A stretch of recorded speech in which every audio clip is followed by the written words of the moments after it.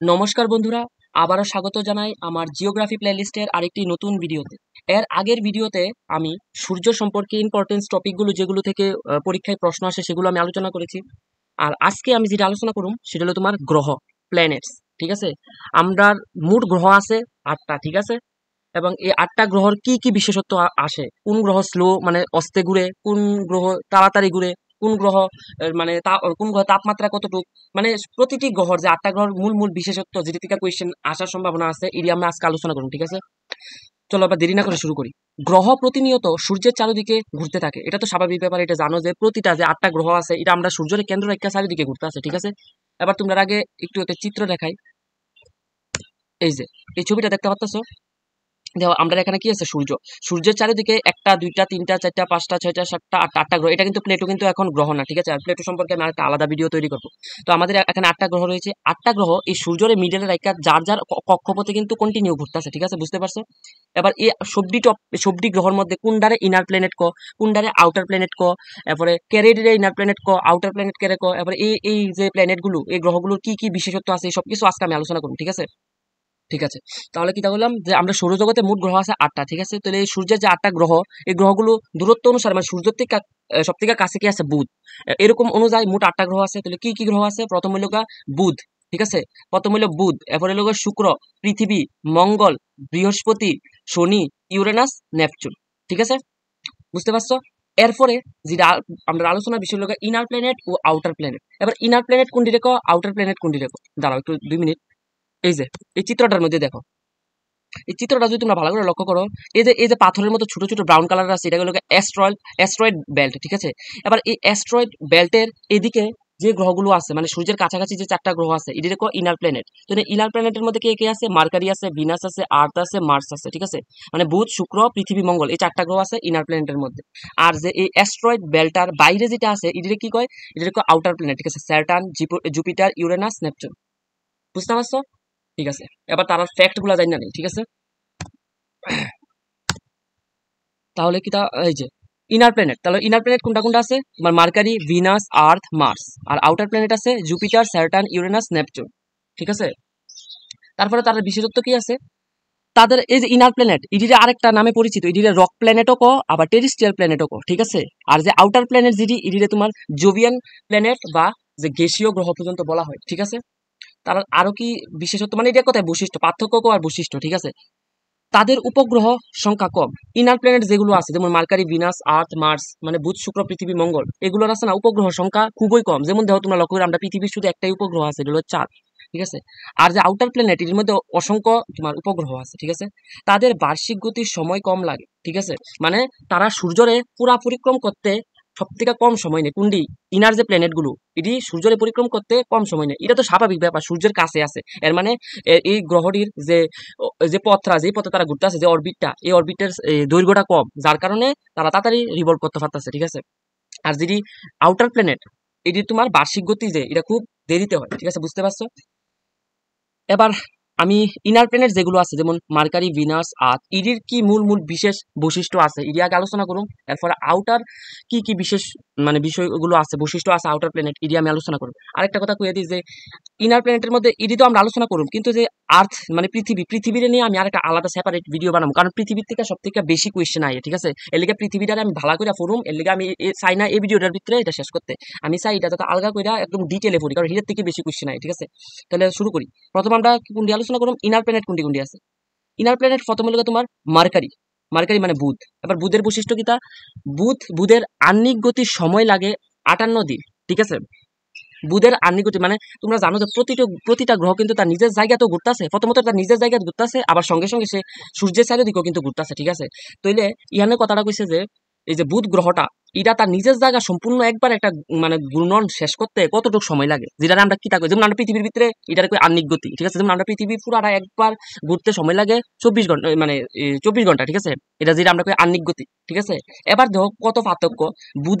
বুধ গ্রহটা তার নিজ অ্যাক্সেসের মধ্যে ঘুরতে তার সময় লাগে কতদিন? 58 দিন সময় লাগে, ঘন্টা না কিন্তু 58 দিন ওই সময় লাগে। ঠিক আছে, এবার বুধের বার্ষিক গতির সময় লাগে 88 দিন। মানে এক কথায় এই যে বুধ গ্রহটা, মার্কারি গ্রহটা পুরা সূর্যকে পুরাটা পরিক্রম করতে তার অরবিটের মধ্যে পুরাটা ঘুরা মানে একবার পুরাটা ঘুরতে তার সময় লাগে 88 দিন। আমি জানি যে জিওগ্রাফি মানে হয়তো আমি এটা তো নোটস আকারে আছে, হ্যাঁ তোমরা যদি একটু আগে ফইরা থাও তাহলে অবশ্যই মানে একটু কইতে কইতে আমি বুঝ যাবে, আর যারা না ফইরা থাও তারা লিগে একটু খুবই মানে অসুবিধা হবে আমি জানি। কারণ জিওগ্রাফি শুধু যে নোট ফইরা লইলে হয়ে যাবে এমন না, তুমি যদি একটু কনসেপ্টটা বোঝার চেষ্টা করো তারপরে দেখবে আমার নোটসটা সব থেকে ইজি লাগবে তোমার কাছে। আর যারা না কোনো সময় ফসল জিওগ্রাফি তারারও মানে এমন না যে পারতা না, মানে একটু টাইম লাগবে হয়তো। মানে তোমরা হয়তো আমার নেগেটিভ কমেন্ট করে দিতে আর কমেন্ট বক্সে বুঝি না কিছু না, কিন্তু আমি তো এখন আর 3D অ্যানিমেশন দেখাইতাম পারতাম না, ঠিক না? আমি তো জাস্ট নোট আকারে যে ইম্পর্টেন্ট এরিয়া আমি পড়াইতেছি, ঠিক আছে? সো তোমরা না বুঝলে অবশ্যই ভিডিও দেখো যে আনুগত্য কিতা, রেভলিউশন কিতা, রোটেশন কিতা, তোমরা যখন ভিডিও দেখবা তখন তোমার কনসেপ্টটা তৈরি হইব যে আসলে এটা কেমনে কাজ করতেছে, ঠিক আছে? আরো কিছু দেখালে বুধগ্রহ হলো মার্কারি। মার্কারি কোনো উপগ্রহ নেই, কোনো আবহাওয়া নেই, ঠিক আছে? আবার কোশ্চেন পরীক্ষার ভিতরে কোশ্চেন আইতে পারে কোন গ্রহর কোন মানে যে আমরা যে 8টা গ্রহ আছে সৌরজগতের ভিতরে, এর মধ্যে কোন গ্রহটার কোনো গ্রহ উপগ্রহ কিছু নাই, মানে আবহাওয়া অ্যাটমসফিয়ার কিছু নাই, এগুলো মার্কারি, ঠিক আছে? বুঝতে পারছো? আবার নেক্সট কোন গ্রহটা আছে, এটা কিন্তু সবই এখন ইনার প্ল্যানেট আলোচনা করতেছি, মানে যে অ্যাস্ট্রয়েড যে বেলটা দেখাইছিলাম এই বেলটার ভিতরে যেটি যেটি আছে এটির কি কি বৈশিষ্ট্য আছে, আর যেটি থেকে ওয়ান লাইনের ডাইরেক্ট কোশ্চেন হয়, ঠিক আছে? এবার আমরা পড়ুম শুক্র সম্বন্ধে, এটা হলো ভিনাস। এবার এই গ্রহকে পৃথিবীর যমজ গ্রহ বলা হয়। মোস্ট ইম্পর্টেন্ট কোয়েশ্চেন বারবার পরীক্ষাতে আসে যে পৃথিবীর টুইন্স গ্রহ, মানে এক কথায় যমজ মানে পৃথিবীর মতো দেখতে, কিছুটা পৃথিবীর মতো, লেগে এটা যমজ গ্রহ। কোন গ্রহরে পৃথিবীর যমজ গ্রহ বলা হয়? তাহলে আমাদের এখানে মানে উত্তর কি হইব? ভিনাস মানে শুক্র। এই গ্রহকে মর্নিং স্টার এবং ইভিনিং স্টার, আর এই যে কোয়েশ্চেনটা এই যে কতটি পরীক্ষাতে আসছে, মানে অসংখ্য পরীক্ষা ভিত্তিতে যাইছে যে কোন গ্রহরে তোমার মর্নিং স্টার আর ইভিনিং স্টার মানে বলা হয়, তাহলে এটা হবে আমাদের শুক্র।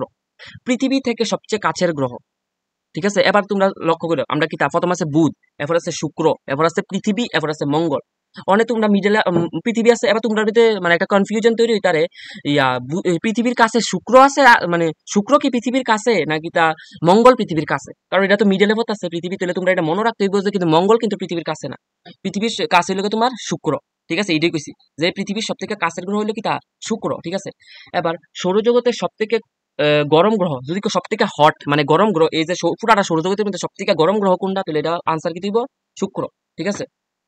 সব থেকে আস্তে আহ্নিক গতি সম্পূর্ণ হয়, মানে যে রোটেশন মানে নিজের, আমি তো কইছি প্রতিটি গ্রহ তার নিজের এক্সেসে কিন্তু মানে নিজে যে জায়গা তারই আছে এই জায়গা নিজে একবার ঘুরতেছে, আবার লগে এই সূর্যেরও কিন্তু ঘুরতেছে।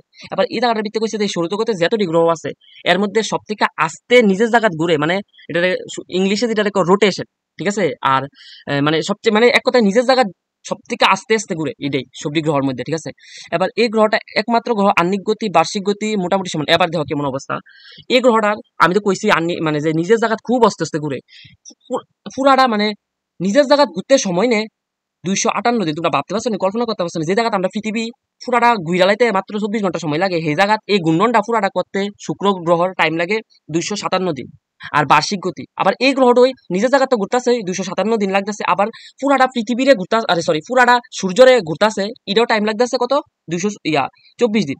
বুঝতে পারতেছো? মানে এটা এটাই কইতেছে যে এই গ্রহটাই একমাত্র গ্রহ যার আহ্নিক গতি আর বার্ষিক গতি মোটামুটি সমান, মানে কাছাকাছি আছে, ঠিক আছে?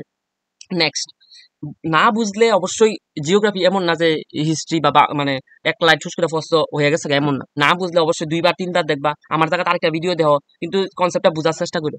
আর যখন কনসেপ্ট বুঝে যাবে তখন দেখবে তুমি যেন থেকে পড়তেছো সেখান থেকে তোমার ভালো লাগবে। এই নোটসটি যে কি কাজে লাগবে একবার যদি বুঝে যাবে নোটসটি কতটা হেল্পফুল তোমরা পরে বুঝতে পারবা, ঠিক আছে? এবার নেক্সট, এই গ্রহটা একমাত্র গ্রহ যা ঘড়ির গতির দিকে আহ্নিক গতি ঘটে।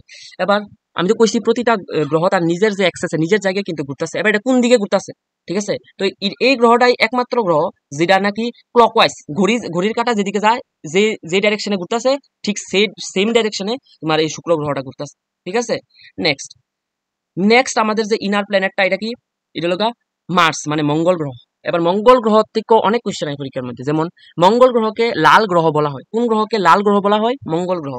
এবার এর রোটেশন আহ্নিক গতির সময় 24 ঘন্টা। দেখো এই কোশ্চেনটা ডাইরেক্ট হতে পারে যে কোন গ্রহের যে আহ্নিক গতি মানে রোটেশন, ইংলিশটা কিন্তু জানি না রাখবা, ইংলিশটি না জানলে কিন্তু হইতো না। কোন গ্রহের যে রোটেশন মানে আহ্নিক গতি পৃথিবীর আহ্নিক গতির সমান। ধরো আমরা পৃথিবীরও কিন্তু আমি আগে কইতেছি যে আহ্নিক গতি যে নিজের এক্সেসে ঘুরতে সময় লাগে 24 ঘন্টা, সেম কিন্তু যে মঙ্গল গ্রহ, এই মঙ্গল গ্রহেরও কিন্তু নিজের এক্সেসে ঘুরতে সময় লাগে 24 ঘন্টা, ঠিক আছে? বুঝতে পারছো? মনে থাকবো। চলো এরপরে কিতাব, এই যে মোস্ট ইম্পর্টেন্ট, মঙ্গল গ্রহের কিন্তু পৃথিবীর কিন্তু একটা গ্রহ আছে, সরি পৃথিবীর কিন্তু একটা উপগ্রহ আছে, এটা কিতা? চাঁদ। আর মঙ্গল গ্রহের কয়টা উপগ্রহ আছে? 2টা, একটা হলো ফোবস, একটা হলো ডেমোস। মনে রাখতে হইব এই থেকে ডাইরেক্ট কোশ্চেন আয় যে মঙ্গল গ্রহের কয়টা উপগ্রহ আছে, এর নাম কিতা? এটা হলো ফোবস আর হলো ডেমোস, ঠিক আছে? এর আবহাওয়া আছে। এবার এত এর আগের গ্রহটি পৃথিবী আর মঙ্গলের ভিত্তিতে আবহাওয়া আছে, আর আগের গ্রহটির ভিত্তিতে কিন্তু অ্যাটমসফিয়ার মানে আবহাওয়া নাই।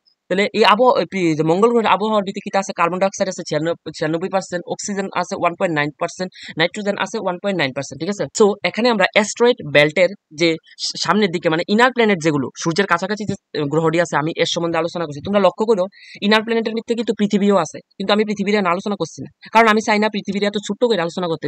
পৃথিবীর যে বিষয়টা, যেহেতু আমরা পৃথিবীতে থাকি, তাহলে পৃথিবীর থেকে সব থেকে বেশি কোয়েশ্চেন হয়। এর লেগে পৃথিবীটা হলে আমি আলগা একটা ভিডিও আলগা বানাবো। ঠিক আছে, কিন্তু তোমরা এটা মনে রাখবা যে পৃথিবী কিন্তু ইনার প্ল্যানেট। ঠিক আছে, তাহলে আমরা মার্সও আলোচনা করছি, ভিনাসও আলোচনা করছি, মার্কারি আলোচনা করছি, সবটি ইনার প্ল্যানেটের মূল মূল বৈশিষ্ট্যগুলো আমরা আলোচনা করছি। ঠিক আছে, এবার নেক্সট, এবার আমরা যেটা আলোচনা করবো আউটার প্ল্যানেট।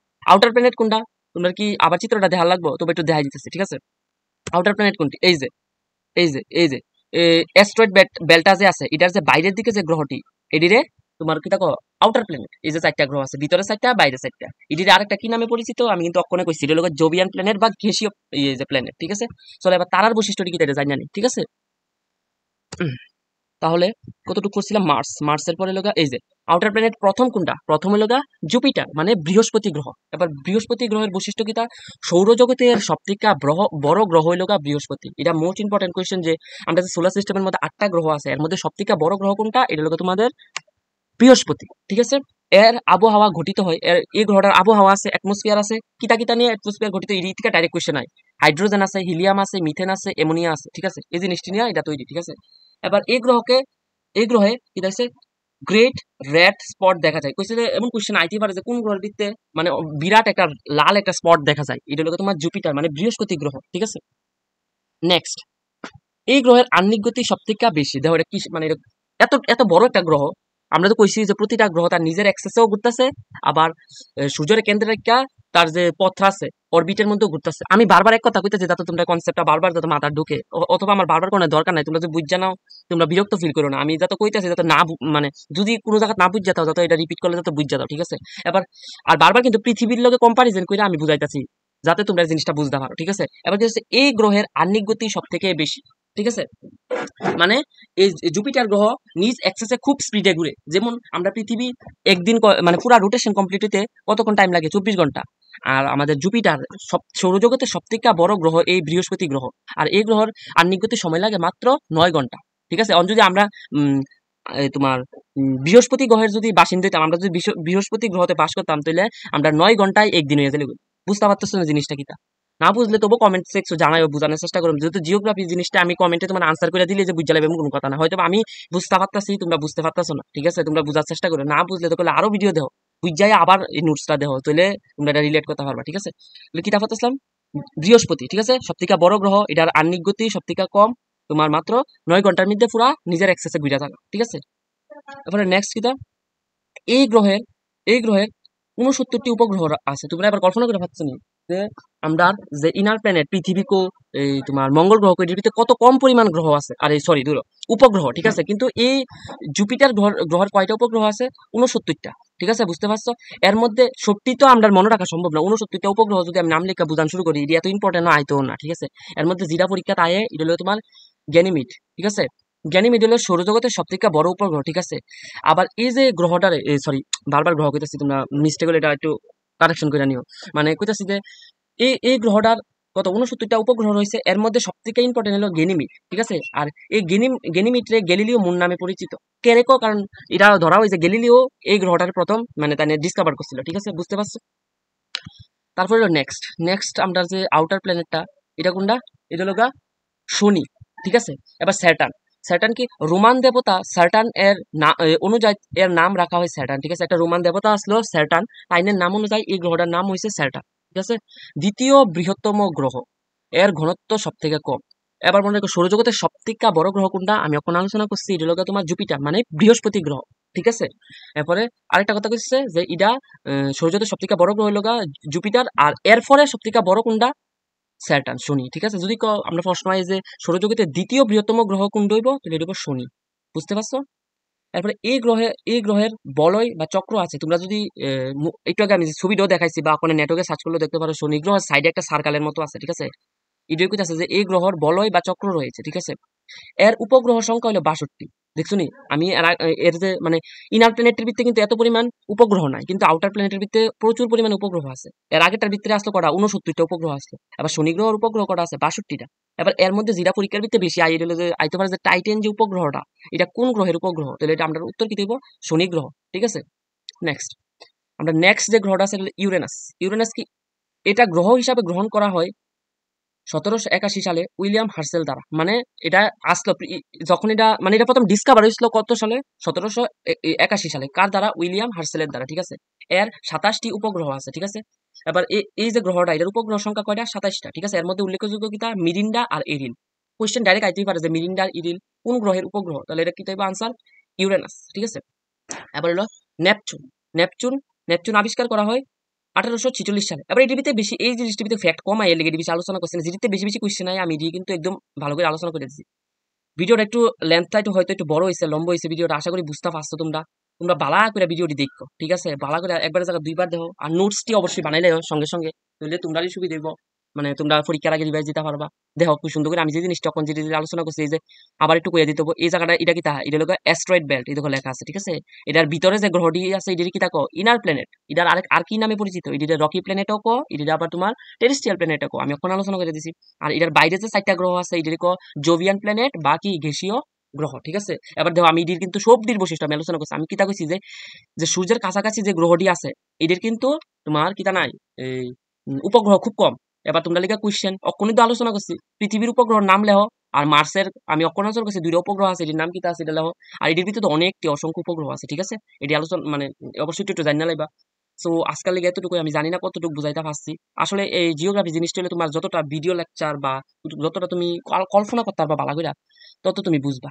আর যদি একবার বুঝা লাও তাহলে তুমি যদি আমার নোটসটা দেখো মানে তোমরা মনে করবা যে এই নোটসটা থেকে সেরা আর কোনো নোটস হতে পারে না। যদি না বুঝো তখন হয়তো বা একটু ফুজা লাগবে, আমার হয়তো নেগেটিভ কমেন্টস দিয়ে বড়াইলে তারও, কিন্তু এটার ভিতরে তোমরা বুঝতেই যে তোমরা এটা যেমন বুঝো লাগবে, আমারে বকলে কাম হইতো না। আমি আমার যথেষ্ট চেষ্টা করছি বুঝানোর লেগে। ঠিক আছে, সাধারণত আমি নোটটা দেওয়ার লেগে ভিডিওটা করি, আর নোটের সাথে যাতে তোমরা বুঝতে পারো আমি কিটা লিখছি, এর লিগে আমি এরকম ভিডিও বানাই।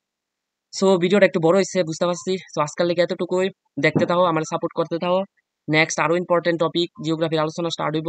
আর এখনো কিন্তু পৃথিবীটা আমি আলোচনাই করছি না। ঠিক আছে, এর পরের ভিডিওতে পৃথিবীটা ভালো করে আলোচনা করবো, কারণ হিটার থেকে সব থেকে বেশি কোশ্চেন নাই। তো আজকাল লেগে এতটুকুই। ঠিক আছে।